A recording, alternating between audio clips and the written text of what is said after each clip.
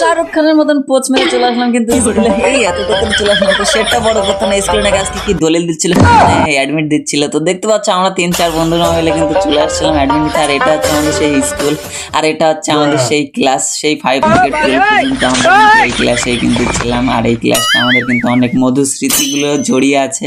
তো কিছু করার নাই, এখন আমাদের চলে যেতে হবে। তো কিছু করার নাই, আমি এখন কি ভুলবো কি থাকি, তোমরা একটু শুনতে থাকো। এটা বড় কথা না, বড় কথা হচ্ছে যে যখন 5-এ উঠলাম, উঠে দেখি বাবা বাবা বাবা একই স্কুলে এসে দেখি সবাই তো গার্লফ্রেন্ড বয়ফ্রেন্ড নিয়ে ব্যস্ত হয়ে আছে।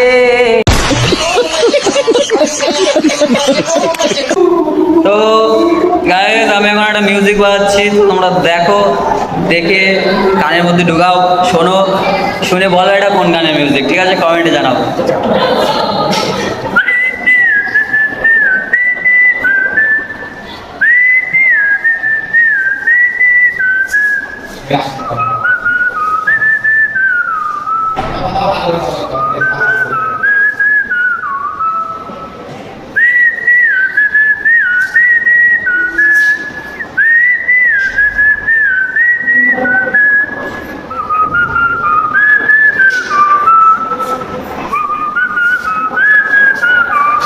তো তারপর স্কুল থেকে বেরোনোর সাথে সাথে দেখি এই কাকাটা আর আমার এই বন্ধুটাই খরগোশটাকে ধরার চেষ্টা করছিল, কিন্তু পারেনি কি খরগোশ ধরতে। তো সেটা বড় কথা না, খরগোশ আর চিংড়ির বাচ্চা মানে খরগোশের বাচ্চা, তো সেটা বড় কথা না। অবশেষে কিন্তু আমার বন্ধু দেখো ধরেই ফেলেছে সেই খরগোশটাকে।